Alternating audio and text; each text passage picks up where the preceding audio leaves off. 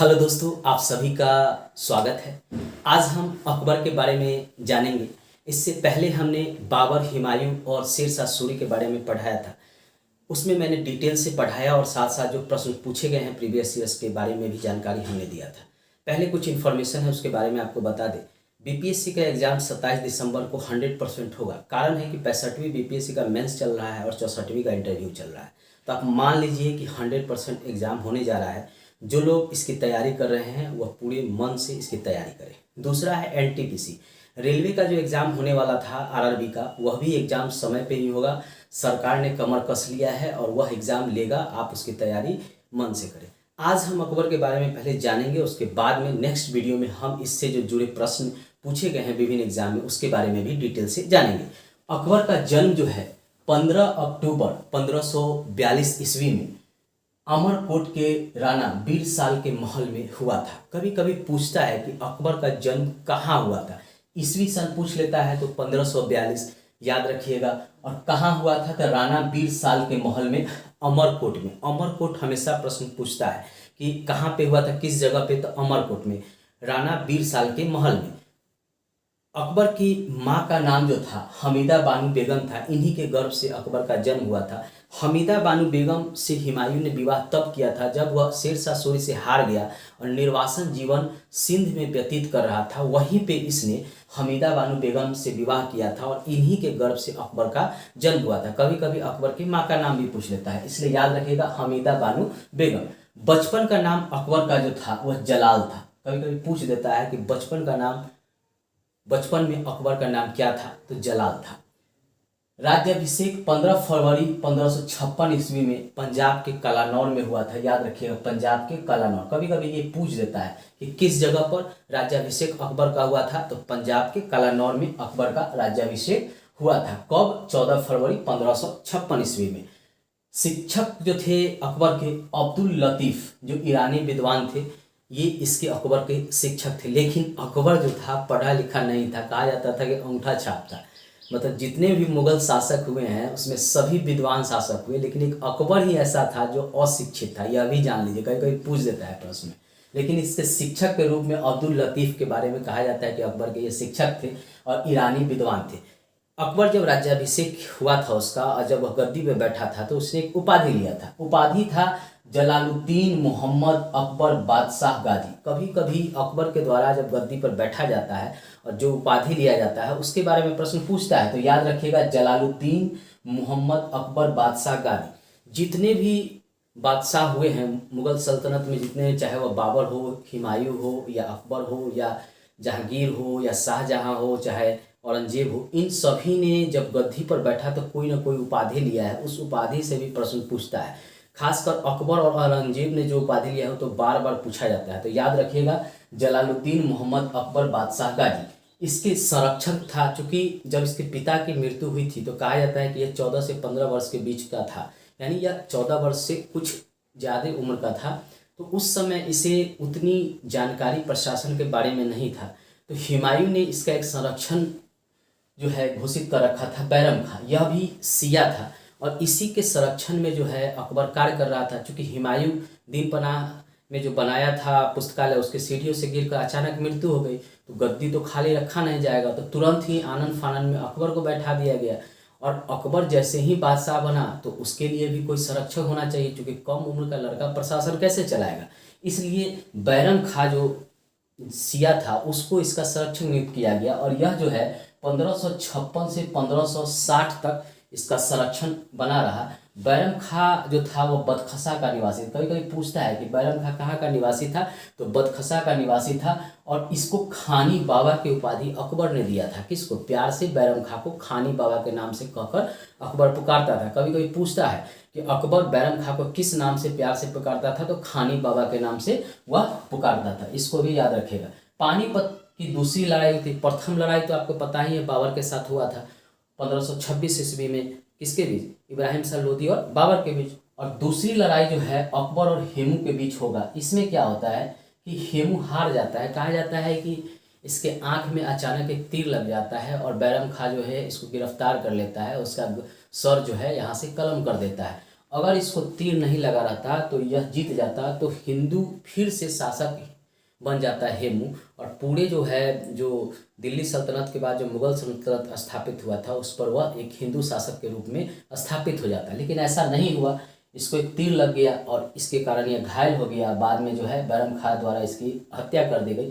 15 नवंबर 1556 ईस्वी में पानीपत का दूसरे युद्ध हुआ था। हमेशा प्रश्न पूछता है कि पानीपत का दूसरा युद्ध कहाँ हुआ था, तो याद रखिएगा ये पानीपत का जो दूसरा युद्ध हुआ था ये पड़ता है हरियाणा में, एक जगह है वहीं पे पानीपत है, वहीं पे यह युद्ध हुआ था। दूसरा युद्ध अकबर और हेमू के बीच हुआ था। यह भी पूछता है कि किन के बीच हुआ था, तो अकबर और हेमू के बीच। कब? तो 1556 ईस्वी में। कौन जीता? तो अकबर जीता। कौन हारा? तो हेमू हारा। बैरम खां की हत्या जो है मुबारक खां पाटन में कर देता है 1561 में। होता यह है कि मुबारक खां के पिता की हत्या जो है बैरम खां के द्वारा कर दिया जाता है, तो इसी का बदला जो है मुबारक खां जो है लेता है। बैरम खां के जो है पाटन में छुरा मारकर इसकी हत्या कर देता है 1561 में। और एक और बात बताते हैं, बैरम खां भले ही अकबर का संरक्षण था, लेकिन जैसे ही बैरम खां मरता है उसकी पत्नी से जो विवाह जो है अकबर कर लेता है। अकबर का विवाह जो हुआ है मुख राजाओं की लड़कियों से हुआ है, जिसमें जो है राजपूत शासक भी कई रहे हैं, उनके बारे में हम डिटेल में आगे पढ़ेंगे। कहा जाता है कि इसके हरम में 5000 जो है रानियां थी। अब इस रानी का ये क्या करता था, आदमी 1-2 विवाह करता है तो उसी में परेशान रहता है पूरे जीवन। और ये जो है 5000 विवाह किया था। कैसे, मतलब क्या कहें, उनके साथ ये कैसे रहता था। हरम एक व्यवस्था ही मुगल काल में स्थापित कर दिया गया था। और जो भी युद्ध में जो भी महिलाएं या लड़की पकड़ी जाती थी, पहले राजा जो है उनमें से कुछ से विवाह कर लिया जाता था और उनको हरम में डाल दिया जाता था। और हरम की जो सुरक्षा की जिम्मेवारी था हिजरे को दिया जाता था। अब हिजरा को क्यों दिया जाता था ये आप भी समझ सकते हैं।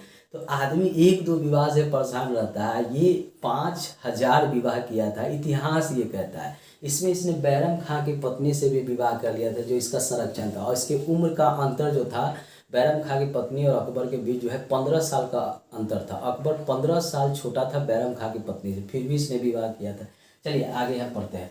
हरम दल से मुक्ति जो है 1562 में अकबर को मिल गया था। अकबर की एक धाई माता थी जो जब बैरम खां की मृत्यु हो गया 1561 में, तो उसने प्रशासन पे अपना एक तरह का वर्चस्व स्थापित कर लिया था, जिसे पेटीकोट का शासन भी कहा जाता था। तो इससे जो है अकबर को मुक्ति मिला 1562 ईस्वी में। धाई माँ थी, उससे इसको मुक्ति मिला 1562 ईस्वी में। अकबर के द्वारा एक दूसरी लड़ाई लड़ा गया था, हल्दी घाटी के युद्ध के नाम से जाना जाता है। और वह 18 अकबर ने बहुत सारी लड़ाइयाँ को लड़ा और कई सारे क्षेत्रों को जीता। इसके बारे में हम डिटेल से एक वीडियो में पढ़ेंगे, जिसमें किस राजा से कब अकबर की लड़ाई हो और कौन सेनापति का नेतृत्व, सेना का नेतृत्व कर रहा था, इसके बारे में हम डिटेल से एक वीडियो में ही आपको पढ़ाएंगे, जिसके बारे में आपको क्रम से जानकारी हो जाएगा कि अकबर ने कब कौन सी लड़ाई या किस किस राजा से लड़ा। आज हम मुख आपको जानकारी इस वीडियो में दे रहे हैं। तो एक चर्चित लड़ाई था हल्दी घाटी का युद्ध।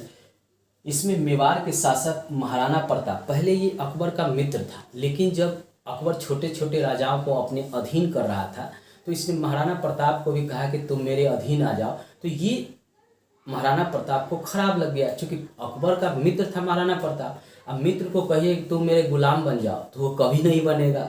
महाराणा प्रताप भी इसी तरह का था। अकबर ने भेजा कि तुम मेरे जो है संरक्षण में आ जाओ, और महाराणा प्रताप इस बात को नहीं माना, जिसके कारण 18 जून 1576 ईस्वी में महाराणा प्रताप और अकबर के बीच युद्ध हो गया। क्योंकि महाराणा प्रताप का क्षेत्र जो था वह छोटा था और अकबर का काफ़ी बड़ा क्षेत्र था, सेना भी काफ़ी बड़ा था अकबर का, तो स्वाभाविक सी बात है महाराणा प्रताप हार जाएंगे। तो इस युद्ध में जो था महाराणा प्रताप हार गए। और महाराणा प्रताप की जो सेना का नेतृत्व था वह कर रहा था हकीम खां सुर। इसको याद रखिएगा, कभी कभी इसमें पूछ देता है कि हल्दी घाटी के युद्ध में सेना का नेतृत्व कौन कर रहा था, तो महाराणा प्रताप की तरफ से हकीम खां सुर जो है इसका नेतृत्व कर रहा था।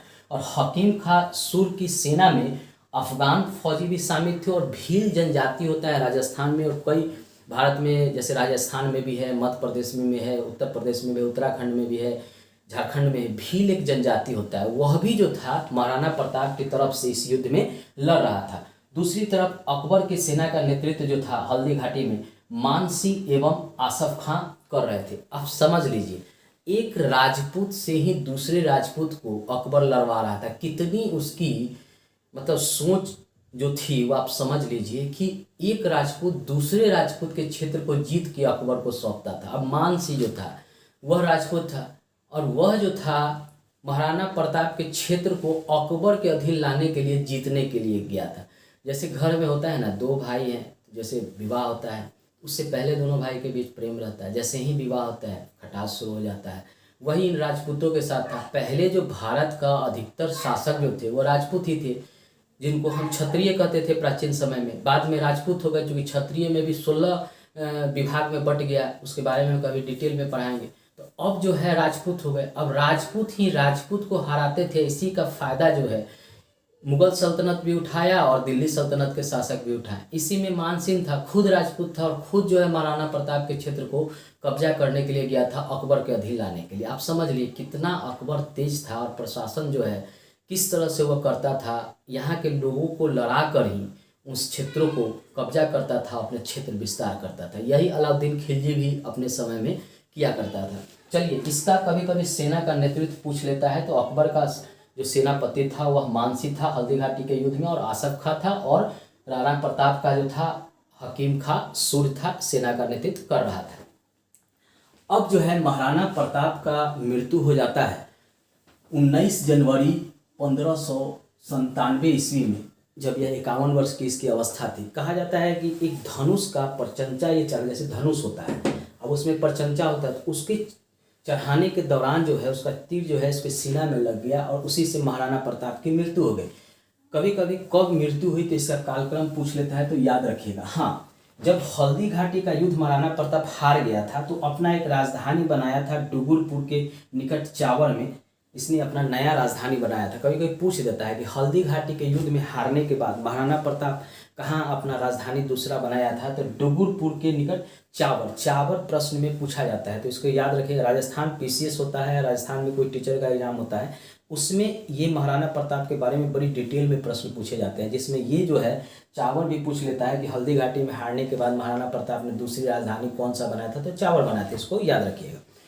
अब जो है महाराणा प्रताप की तो मृत्यु हो जाती है, उसके बाद उसका बेटा आएगा, उसके बारे में हम डिटेल में पढ़ेंगे। बाद में महाराणा प्रताप का जो मेवाड़ का क्षेत्र होता है वह मुगल सल्तनत के अधीन हो जाता है। उसका जब बेटा आएगा तो उसके बाद जो अकबर के बाद जो है जहांगीर बनेगा, शाहजहां बनेगा, तो कोशिश करता है और मिला भी लेता है। इसके बारे में हम आगे पढ़ेंगे। समुद्र को अकबर कब देखा था, ये भी प्रश्न बार बार पूछता है। तो जब गुजरात विजय के लिए गया था तो वहीं पे पुर्तगालियों से मिलने के क्रम में अकबर ने समुद्र को देखा था। ये कई बार प्रश्न को पूछ लेता है कि अकबर ने समुद्र को कब देखा था, तो याद रखिए गुजरात विजय के दौरान जब पुर्तगाली से मिलने गया तो वहीं पर अकबर ने समुद्र को देखा। अब जो है दीन ए इलाही धर्म भी चलाया था। कौन चलाया था? अकबर। ये याद रखिएगा, पूछता है कि दीन ए इलाही धर्म किसने चलाया था, तो अकबर ने चलाया। और इस धर्म को सबसे पहले कौन स्वीकार किया, तो बीरबल ने स्वीकार किया था। इसका बचपन का नाम जो है महेश दास नामक ये ब्राह्मण था, महेश दास इसके बचपन का नाम था, और यह एक ब्राह्मण था। इसी ने अकबर द्वारा चलाए गए दीन ए इलाही धर्म को स्वीकार किया था। देखिए अकबर के द्वारा जो भी कार्य किए गए हैं, कोई भी योजना चलाया गया है, किस ईस्वी में चलाया गया है और उसकी क्या महत्वपूर्ण विशेषता है, इसके बारे में भी हम एक वीडियो में आपको बताएंगे क्रम से, ताकि जब एग्जाम में आए तो आप जो है उसको आसानी से याद रखिए। अकबर की एक उपाधि लिया था, जैन धर्म के जैनाचार्य थे हरि विजय सूरी, इसको अकबर ने एक उपाधि लिया था। कई बार पूछता है कि हरि विजय सूरी किसके समकालीन थे, तो अकबर के समकालीन थे। इसको अकबर ने क्या उपाधि दिया था, तो जगत गुरु का उपाधि दिया था। इसको याद रखिएगा, जगत गुरु का उपाधि दिया था। अकबर ने अपने राज दरबार में सूर्य उपासना को शुरू कराया। कारण था कि अकबर की बहुत सारी रानियां थी, वह राजपूत थी यानी हिंदू थी। जब उसने हिंदू राजाओं की पुत्री से विवाह किया तो उसका असर तो उसके ऊपर होना था। इसीलिए जो है सूर्य उपासना के बारे में अकबर को थोड़ा समझ आया कि नहीं, सूर्य उपासना करने से फायदा ही होता है। तो इसने क्या किया, दरबार में सूर्य उपासना शुरू करवा दिया। कभी कभी ये प्रश्न पूछ लेता है और यह जटिल प्रश्नों के रूप में जाना जाता है, क्योंकि सूर्य उपासना के बारे में अकबर शुरू कराया या कहीं भी डिटेल में नहीं मिलता है। और कभी कभी यही डाल देता है कि किस मुगल शासक के समय सूर्य उपासना उसके दरबार में शुरू किया गया। तो लड़के जो हैं इसको समझ नहीं पाते हैं और कभी कभी ये जहांगीर, शाहजहां या औरंगजेब लगा देते। याद रखिएगा अकबर के समय शुरू हुआ। कारण था कि इसने कई हिंदू राजाओं की हिंदू राजाओं की लड़कियों से विवाह किया था, यानी इसकी कई रानी जो थी वह हिंदू थी। तो इसलिए जो है इसके ऊपर जो प्रभाव है हिंदू धर्म का भी पड़ा था। ये होली जो है बड़ी उत्साह से खेला करता था, दिवाली मनाया करता था, ये उस जमाने में भी अकबर जो है किया करता था। आप समझ लीजिए कि कितना इसके ऊपर प्रभाव था। जब्ती प्रणाली की शुरुआत जो है अकबर द्वारा की गई थी। कई बार ये प्रश्न पूछता है कि जब्ती प्रणाली की शुरुआत किसके द्वारा की गई थी, तो लोग सिर ससुरी लगा देते हैं लड़के अधिकतर, लेकिन याद करिएगा कि जब्ती प्रणाली अकबर के द्वारा शुरू की गई थी। 10 साल बंदोबस्त व्यवस्था 1580 ईस्वी में इसकी शुरुआत किया गया था। राजा टोंडरमल ये अकबर का दीवान था, खत्री जाति का था।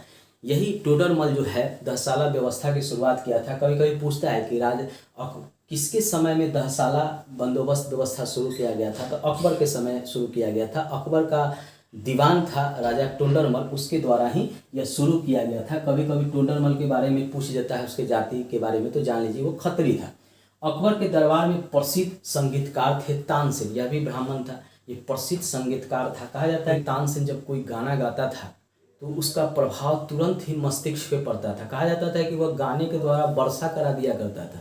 अगर कोई सूखा क्षेत्र है, वर्षा नहीं हो रहा है, तो तानसेन जब गाता था तो उसके गाने के कारण जो है उस क्षेत्र में वर्षा हो जाता था। ऐसा इतिहासकार कुछ लोग कहते हैं, इतिहासकार का ऐसा मानना है। और ये प्रूफ भी हो चुका है कि संगीत में इतना शक्ति होता है कि अगर मन से उसको गाया जाए तो प्रकृति जो है उस संगीत पे झूमने लगते हैं। यानी जब तानसेन जब गाता था तो कहा जाता है कि वर्षा होने लगता था, या कुछ इतिहासकार ये मानते हैं।